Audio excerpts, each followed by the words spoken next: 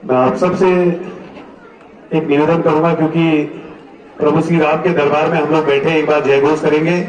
बोलो मर्यादा पुरुषोत्तम रामचंद्र जी की, बोलो मर्यादा पुरुषोत्तम रामचंद्र जी की, बोलो शेषा अवतार लखन लाल की, बोलो शेषा अवतार लखन लाल की, बोलो जगत जननी सीता माता जी की, बोलो जगत जननी सीता माता जी की, बोलो पवन सुत हनुमान की, बोलो पवन सुत हनुमान की, बोलो हमारे सनातन धर्म की। बहुत बहुत धन्यवाद। श्री रामला कमेटी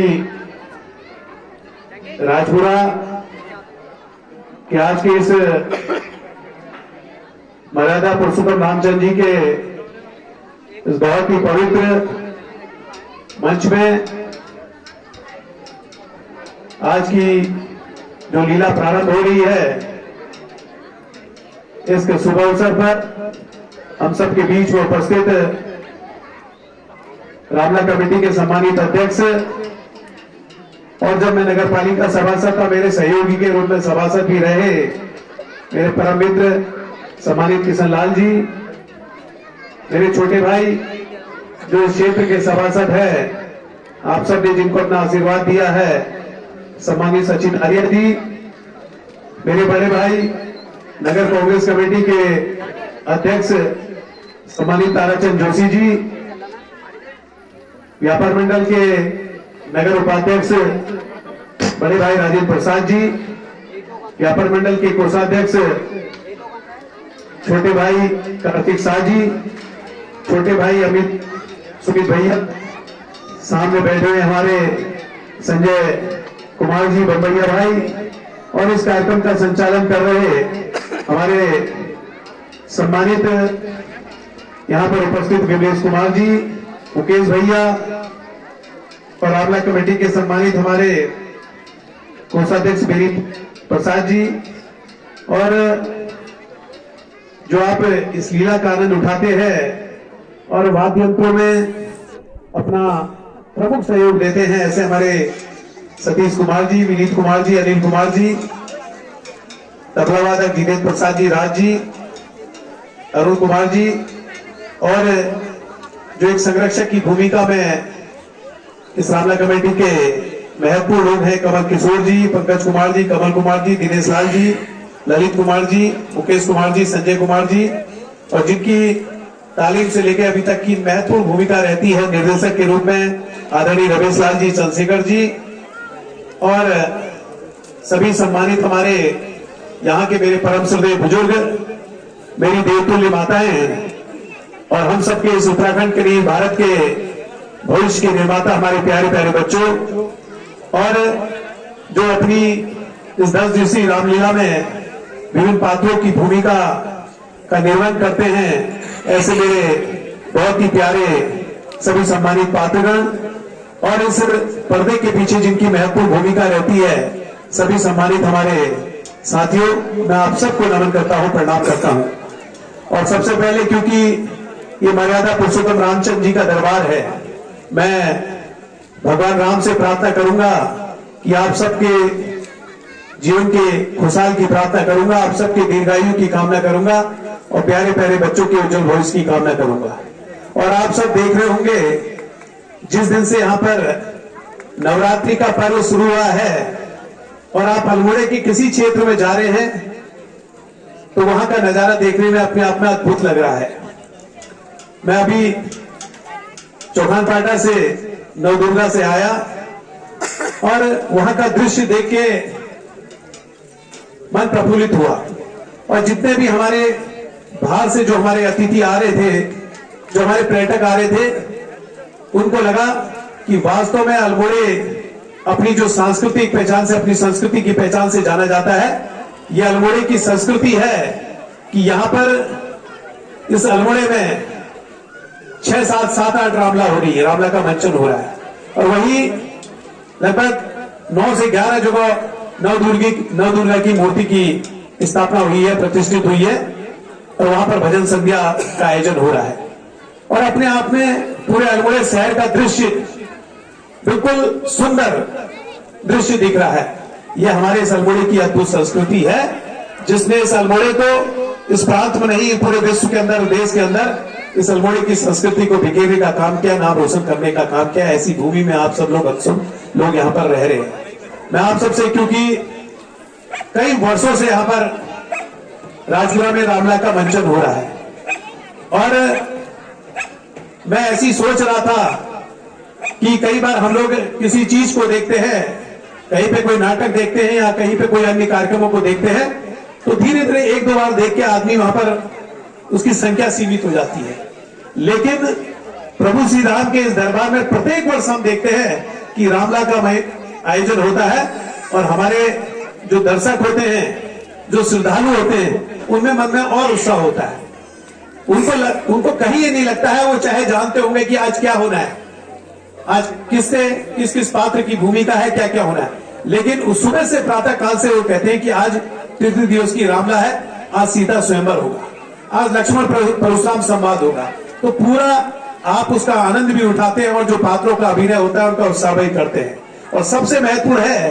कि आप लोग की इतनी उत्सुकता को देखते हुए, श्रद्धा को देखते हुए, जहां पात्रों का उत्साहवर्धन होता है,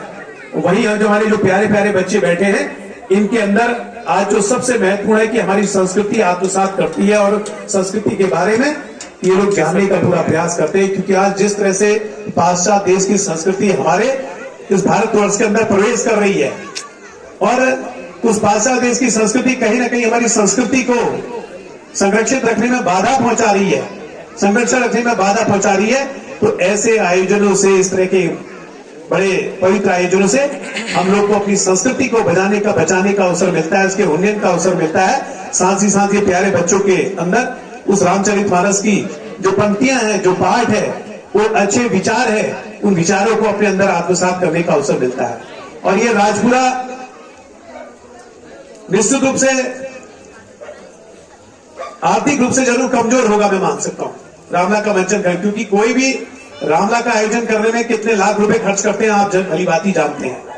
इतने कम, क्योंकि यहाँ पर सारे परिवार के लोग मध्यम या आर्थिक रूप से कमजोर परिवार के लोग हैं और बहुत ज्यादा अपना सहयोग नहीं कर पाते होंगे जिस तरह से अन्य जगह करते हैं। लेकिन आप आर्थिक विषमताओं के बावजूद भी, आर्थिक कमजोरी के बावजूद भी, लेकिन आपके अंदर आप सब गौरवशाली, इसलिए आप लोग अपने आप को गौरवान्वित इसलिए महसूस करते हैं कि आपके अंदर वो सारी प्रतिभाएं हैं, ऐसे ऐसे अद्भुत कलाकार हैं जिनको आप आज हमारे अल्मोड़े के अंदर, उत्तराखंड के अंदर लोग जानते हैं कि राजपुरा का हमारा जो कलाकार है वो अभिभूत अभिनय करता है, उसकी अभिनय की क्षमता अन्य कलाकारों से बेहतर है। तो आपके अंदर तो ये सारी प्रतिभाएं हैं, आपके अंदर वो कलाकार के सारे निपुण हैं, सारे गुण हैं, चाहे वो हस्तशिल्प के रूप में हो, चाहे संस्कृति के संरक्षित के रूप में हो, चाहे अन्य चीज के रूप में हो। तो आप सब साधुवाद के पात्र हैं और आपने इस अल्मोड़े की संस्कृति को जिंदा रखने में इस राजपुरा के लोगों की महत्वपूर्ण भूमिका रही है, इस बात को मैं प्रत्यक्ष रूप से जानता हूं। तो आप लोग निश्चित रूप से धन्यवाद के पात्र हैं। मैं आप सबसे यही कहूंगा, मैं बहुत ज्यादा प्रभु श्री राम के बारे में नहीं कहूंगा, मैं लखन के बारे में नहीं कहूंगा, जनक जननी सीता माता जी के बारे में नहीं कहूंगा। आप सब से यही निवेदन करूंगा कि आज आवश्यकता है कि हमारे इस भारतवर्ष के अंदर, इस उत्तराखंड के अंदर, इस अल्मोड़े शहर के अंदर हमारे मर्यादा पुरुषोत्तम रामचंद्र जी के आचरण को आत्मसात करने की, ग्रहण करने की आवश्यकता है। आदर्श थे और उन्होंने हमेशा सत्य पे, मार्ग पे चलने का पूरा प्रयास किया और उन्होंने हमेशा अपने से बड़े के लोगों के आदेश को मानने का प्रयास किया। और आज उसका उदाहरण है कि वो व्यक्ति जो उस अयोध्या का राजा था, लेकिन पिताजी का आदेश 14 वर्ष का कठिन वनवास, उसने तपस्या करी। तो ये सारी चीजें आपको इस रामला के मंचन के माध्यम से सब कुछ सिखा देती है, सब कुछ सिखा देती है। और कहा भी जाता है कि रामायण में क्या करना चाहिए आपको सिखाती है और महाभारत ये सिखाती है कि आपको क्या नहीं करना चाहिए। तो इसको जितना आप वेदों का, पुराणों का ज्ञान अर्जित करेंगे तो कहीं ना कहीं आप अच्छे विचारों को ग्रहण करेंगे और आप इस संस्कृति को बचाने में अपनी महत्वपूर्ण भूमिका निभाएंगे। मैं राजपुरा के लोगों से, अपने आसपास के लोगों से विशेष आग्रह करता हूं, एक चीज के लिए जरूर कहूंगा कि आज सबसे बड़ा चिंता का विषय, जब हम प्रातःकाल अखबार को उठाते हैं, उसको पढ़ते हैं, तो कहीं ना कहीं से खबर आ जाती है कि अल्मोड़े के अंदर इतनी स्मैक पकड़ेगी, अल्मोड़े के अंदर ये बच्चा पकड़ा गया, ये लड़की पकड़ी गई। मैं नाम का उल्लेख नहीं करूंगा सारे क्षेत्र का, लेकिन बड़ा कष्ट होता है। मैं आप सबसे निवेदन करूंगा कि कहीं का भी कोई बच्चा होता है, कोई लड़की होती है, उसके क्रियाकलापों को देखने की आवश्यकता है, क्योंकि कहीं ना कहीं कुछ ऐसे लोग किसी लोग के संरक्षण में हमारे लोगों के, हमारे नौजवान बच्चों के जो प्रतिभा के धनी होते हैं, उनको खोखला करने का काम कर रहे हैं, उस स्मैक के ड्रग्स के आदी बनाने का काम कर रहे हैं, जो उसके शरीर को खोखला करता है, उसके माता पिता की आर्थिक स्थिति को कमजोर करता है। तो मैं आप सबसे निवेदन करूंगा, अपने बच्चों की गतिविधियों को देखने की आवश्यकता है, जानने की आज आवश्यकता है। बहुत ज्यादा नहीं कहूंगा, लेकिन आप सबसे कहूंगा कि हमें इसके लिए प्रयास करना है कि हमारी संस्कृति जीवित रहे। लेकिन मैं इस राजपुरा के सभी रामला कमेटी का विशेष रूप से धन्यवाद दूंगा कि आपने विषम परिस्थिति में, आर्थिक चुनौती के साथ भी इस रामला को लगातार निरंतर हर वर्ष करने का काम किया है, प्रयास किया है। आप साधुवाद के पात्र हैं और मैं सौभाग्यशाली हूं कि आपकी धूनी मंदिर में एक हम भव्य जन्म मिलन के 10 लाख रुपए से बना रहे हैं। जल्दी आपका वो जन्म मिलन केंद्र भी बन जाएगा, उसका निर्माण कार्य। और आपको इतना विश्वास दिलाऊंगा, सिर्फ एक बात कहूंगा कि 5 साल के अंदर, चाहे सरकार हमारी नहीं है, लेकिन 5 साल के अंदर यहाँ के सारे रास्ते जो क्षतिग्रस्त होंगे, जो काम होंगे, उसको काम करने की जिम्मेदारी हमारी है। मैं इसी के साथ आप सबके उज्जवल भविष्य की कामना करता हूँ, आपको साधुवाद देता हूँ, प्यारे प्यारे बच्चों के उज्जवल भविष्य की कामना करता हूँ और विजयदशमी